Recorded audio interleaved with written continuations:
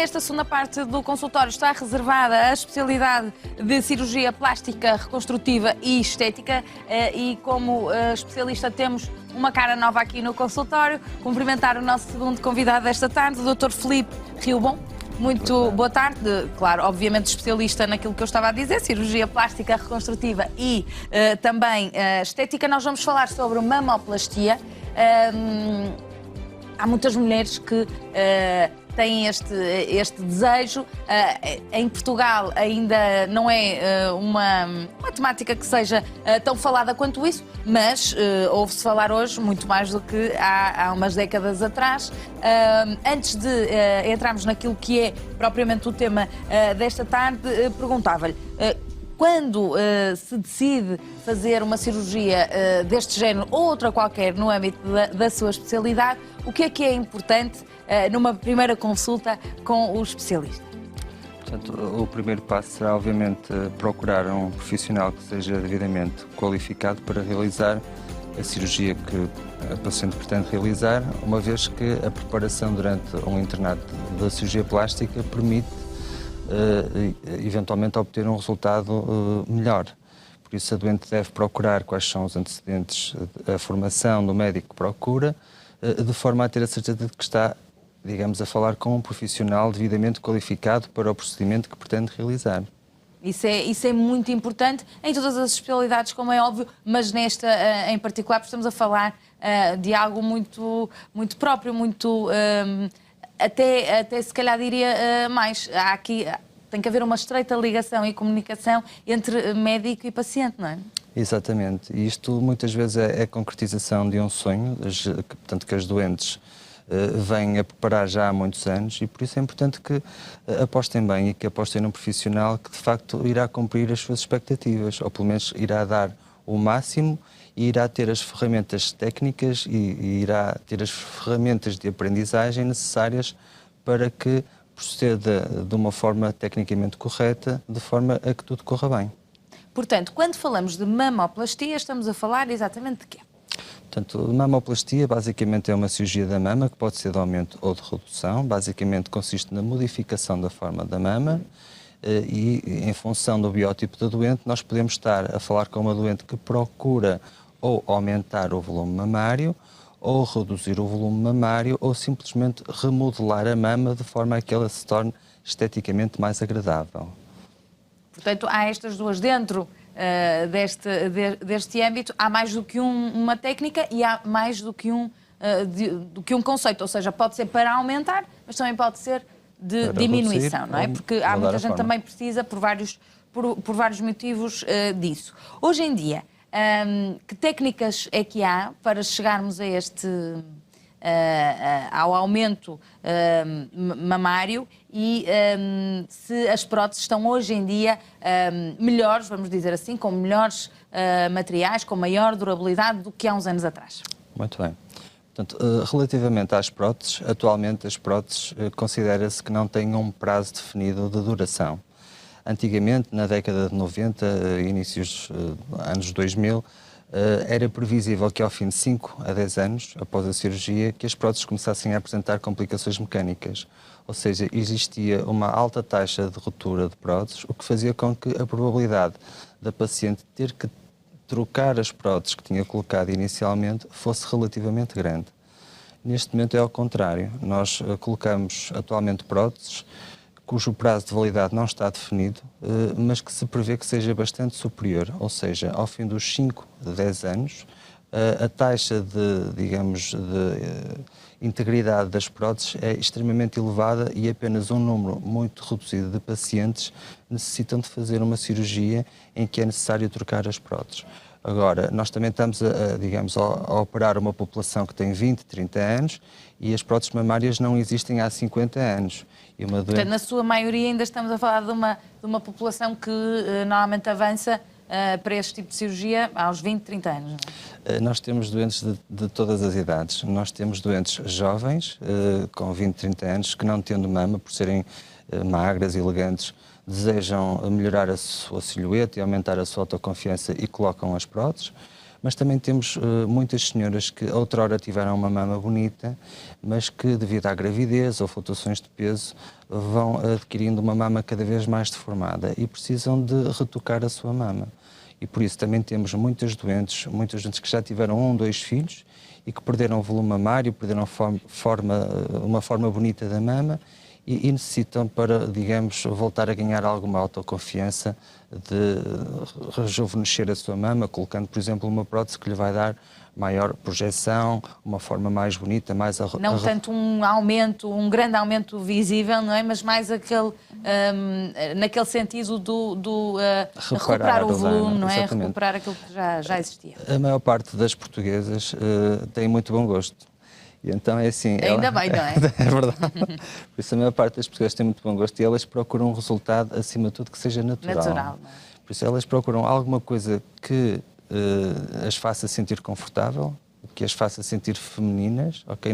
Não procuram o excesso, procuram algo que eventualmente já tiveram outrora, ou durante a fase em que estiveram grávidas, em que a mama aumentou um bocadinho, ou aquilo que tiveram há uns anos atrás, quando eram mais jovens e em que a mama era predominantemente glandular e por isso uma mama mais dura, mais projetada e mais bonita e juvenil.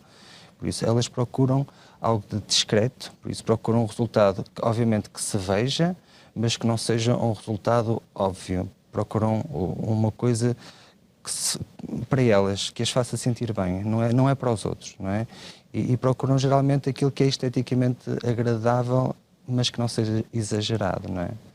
Antigamente utilizava-se muito o termo, ainda se utiliza muito o termo colocar silicone, não é? Para dizer que se colocou próteses da mama. O que é que eu lhe queria perguntar? Se os materiais utilizados ainda são esses, ou seja, se ainda se utiliza única e exclusivamente silicone? Sim. Agora, a qualidade do silicone é que é diferente.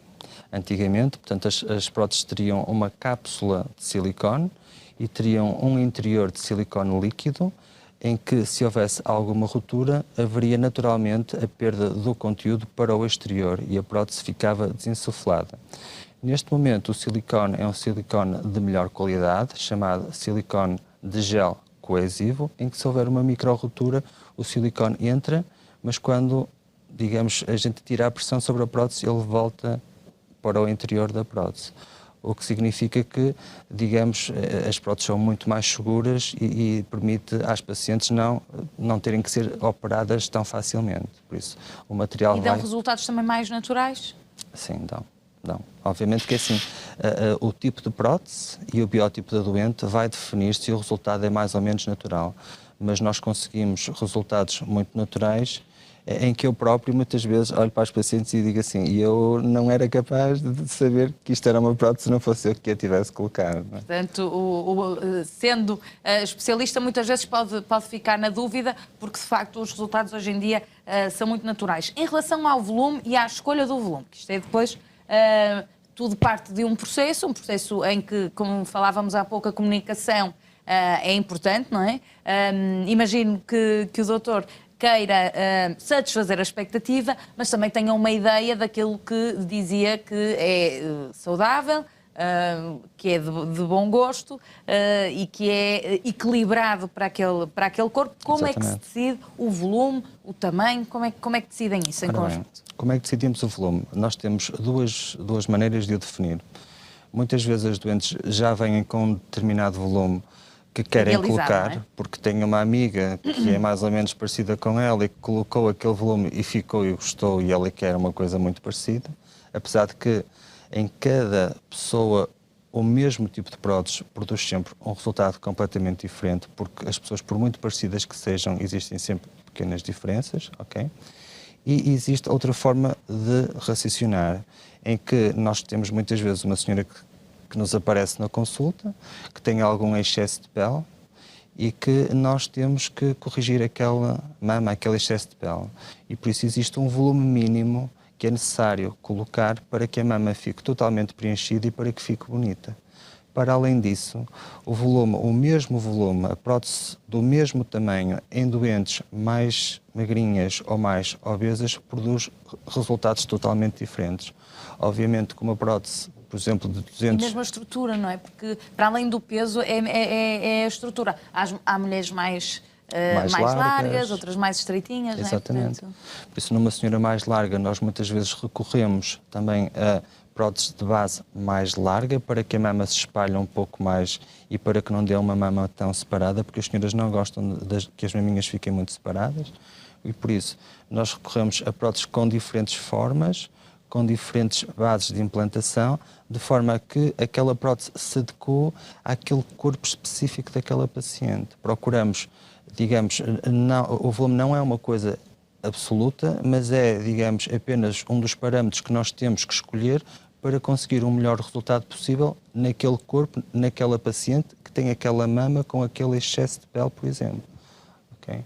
Portanto, tem que haver aí, tem que haver muita capacidade de ouvir a paciente, mas depois também tem uma palavra a dizer, não? Tenho.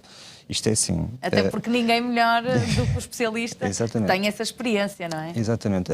Nós temos muitas vezes, pela conversa que se vai desenvolvendo a nível da consulta, ficamos com uma ideia do que é que para essa senhora especificamente é uma mama grande ou uma mama pequena. Muitas vezes pedimos para nos mostrar fotografias daquilo que são as referências em termos de volume, porque às vezes aquilo que para mim é uma mama grande, para outra senhora é uma mama ainda pequena. Isto do gosto é muito subjetivo, exatamente. Não é? Daí a minha questão. E a questão do tamanho também. Eu posso achar que aquela mama é grande, mas a paciente achar que não é suficientemente grande para aquilo que ela quer, ok? Pronto, e por isso muitas vezes nós recorremos a imagens, às vezes durante a consulta são apresentados alguns casos clínicos para tentar expor isto um pouco melhor, para que as pacientes percebam isto um pouco melhor. Porque o fator visual é aqui muito importante. Há forma, hoje em dia, das pacientes poderem pré-visualizar de alguma forma como é que vão ficar no final? Existem alguns softwares que, dando um resultado eventualmente não muito preciso, darão um resultado aproximado. Obviamente que a gente tem que explicar sempre aquela questão que já referi, em que, portanto, uma determinada prótese numa determinada paciente vai produzir um resultado totalmente diferente daquele que irá produzir no caso da paciente que está à nossa frente. Porque há sempre algumas nuances que são diferentes. A elasticidade da pele é diferente, a distância do complexo areola-mamilar ao sulco inframamário é diferente, a largura do tórax é diferente. O peso global da doente é diferente, a altura é diferente. E por isso nós temos que explicar isto. Muitas vezes aquilo que nós fazemos é não nos comprometemos com um volume específico, até porque o volume ideal não é totalmente previsível. E então aquilo que nós fazemos é, durante a cirurgia, levamos umas próteses temporárias, chamadas Sizer, que vamos experimentando. E vamos vendo qual é o efeito daquela prótese naquela mama e naquele corpo. E muitas vezes decidimos com base naquilo que é o resultado prático da colocação de uma prótese numa determinada mama. E depois, como nós já falamos com a paciente e sabemos que ela quer uma mama maior ou menor, ou lembramos-nos das fotografias que ela viu e que gostou mais, muitas vezes decidimos por uma determinada prótese naquele momento, porque de facto aquela prótese produz um efeito esteticamente agradável. É uma mama que fica grande, mas não fica excessivamente grande. E muitas vezes nós conseguimos acertar na mousse naquilo que a doente quer. Raras vezes... Logo à primeira. É logo à primeira. A única questão que às vezes as doentes colocam é às vezes alguma limitação de que não querem muito grande, porque acham que nós vamos... Tem algum receio de que depois seja algo demasiado, não é? Demasiado, exatamente. Agora, há várias formas, há várias técnicas e várias formas de abordagem para se chegar aqui ao objetivo final. Que técnicas cirúrgicas é que existem e quais é que, na sua opinião, têm um melhor pós-operatório ou podem conduzir a um melhor resultado final? Muito bem. A primeira variável que a paciente tem que escolher é que forma de prótese vai escolher. Isto porquê? Porque existem, em termos gerais, dois tipos de próteses. Umas que são as próteses redondas, que considero que seja, por exemplo, uma esfera cortada ao meio, e outras que são as próteses anatómicas ou as próteses em forma de lágrima, que é como se fosse uma lágrima cortada ao meio, ok? Portanto, em função do tipo de prótese, por isso, o resultado final vai depender do tipo de prótese que é escolhido, mais do volume de mama que a paciente apresenta. E em função do tipo de prótese que a paciente escolhe, pode escolher uma prótese em que o decote é mais ousado, ou seja, uma prótese mais tipo uma mama mais tipo push-up, se escolher uma prótese redonda, ou pode escolher uma mama cujo resultado é mais discreto, mais natural, se escolher uma prótese em forma de lágrima, em que a maior parte do volume da mama fica na parte inferior, produzindo um decote mais discreto, não é? Por isso, a paciente escolhendo o tipo de prótese que vai colocar, à partida já sabe que vai ter uma mama mais arredondada, talvez um pouco mais protésica, ou uma mama mais natural, em que não é tão óbvio se colocar as tais próteses anatómicas, porque simulam exatamente a forma anatómica da mama, ok? E depois, na forma de colocação, que técnicas é que existem? Portanto, nós podemos colocar as próteses mamárias através de 3 incisões possíveis. Podemos colocá-las fazendo uma incisão a nível da axila, podemos fazer uma incisão a nível da areola, ou podemos fazer uma incisão a nível do sulco inframamário. Obviamente que nem todas as próteses podem ser colocadas por qualquer incisão. As próteses anatómicas nós... Isso é que primeiro tem que se decidir isso para depois escolher a técnica. Exatamente.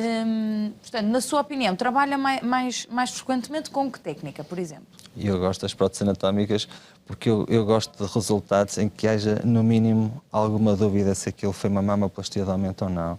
E por isso, a não ser que a doente de facto não as queira, porque pronto, pode haver algumas nuances que façam que não as queiram, por isso, a não ser que a doente não queira, eu digo sempre para escolher uma prótese anatómica, porque uma prótese que simula a forma natural da mama é sempre vai produzir sempre uma vantagem em resultado termos de final mais natural. E, por exemplo, no caso dessas próteses, podem ser colocadas pelas três... não, as 3 formas? As próteses anatómicas, portanto, se imaginar uma gota cortada ao meio, ok, requerem uma determinada orientação. As próteses devem ser colocadas exatamente na vertical, o que significa que nós, no final da cirurgia, temos que ver qual é a posição da prótese. Assim sendo, nós precisamos de as colocar ou por via inframamária ou por via periareolar, porque são, digamos, as abordagens que nos permitem ver se a prótese está exatamente verticalizada no final da cirurgia.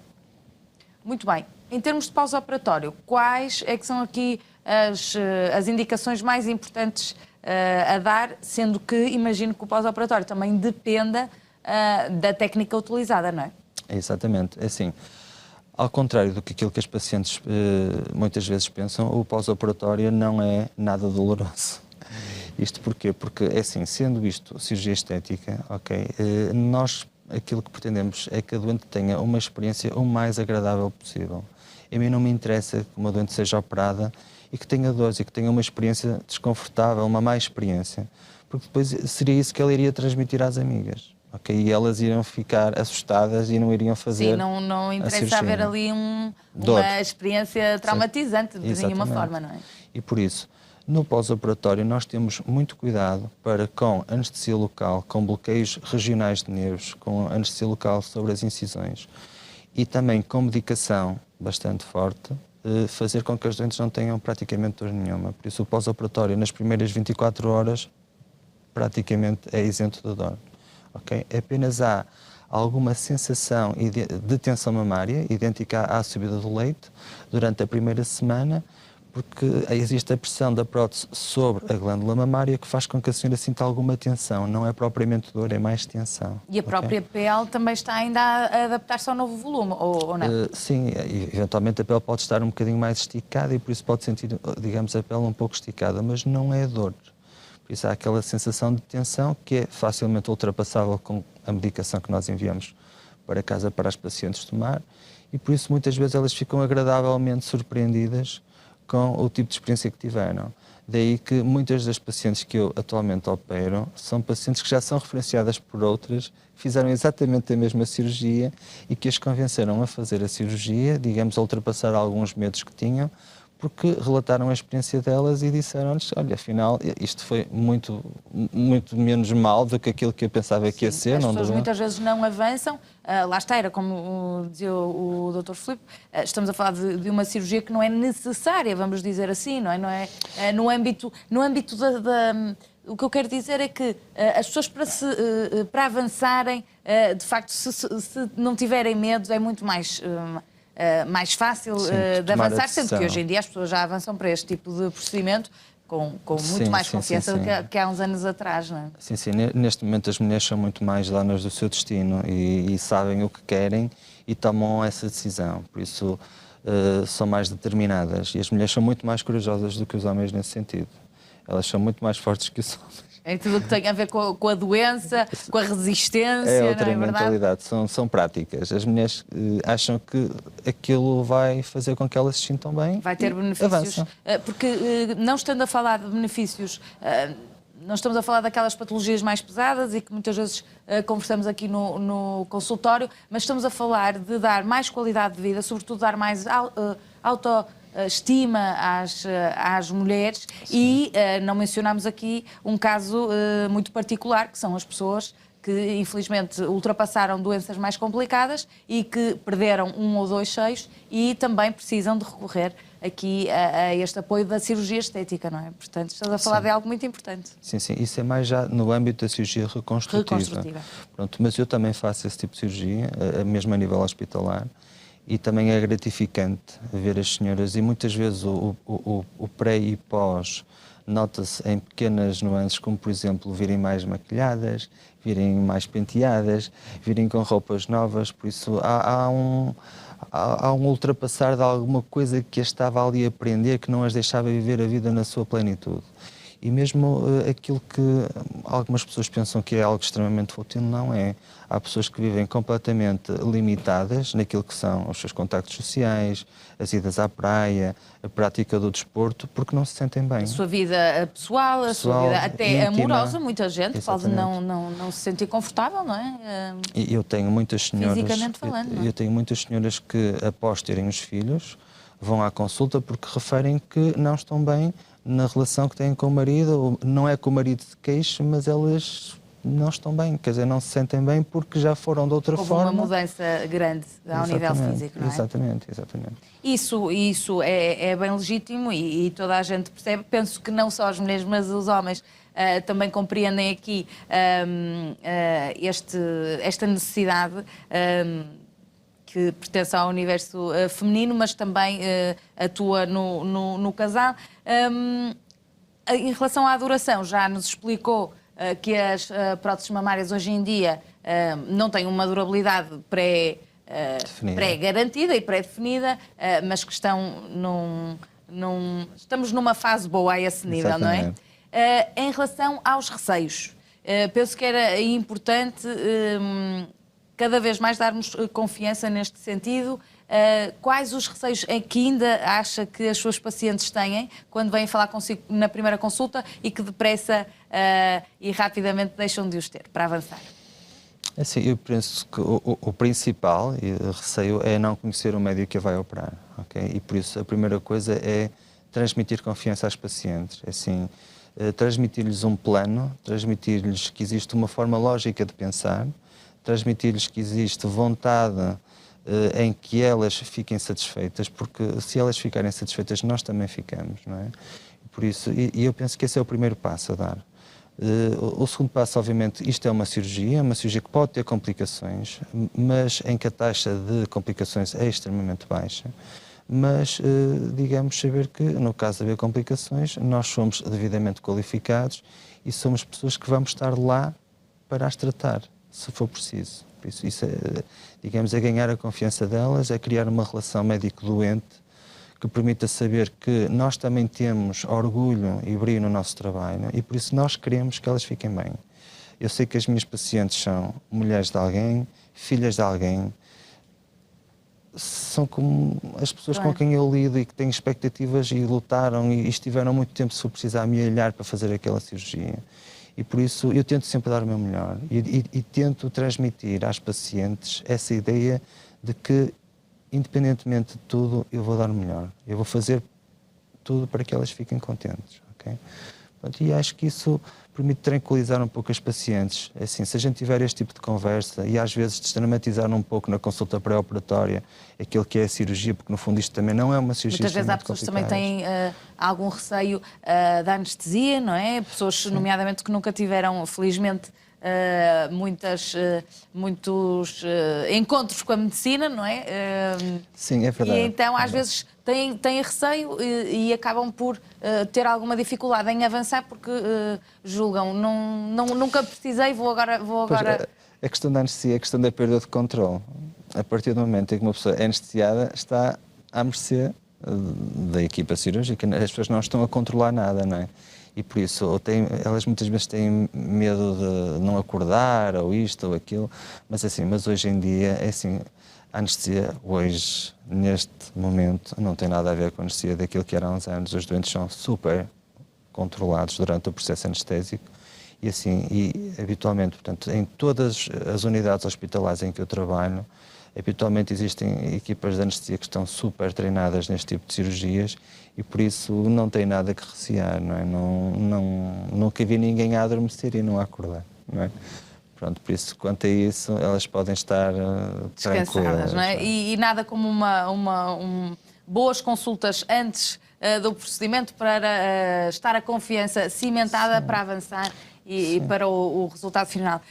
Agradecer a presença do Dr. Filipe Riobon aqui no consultório. Nós vamos seguir para intervalo. A seguir falamos sobre anemia e esclarecemos as suas dúvidas no âmbito da especialidade de hematologia.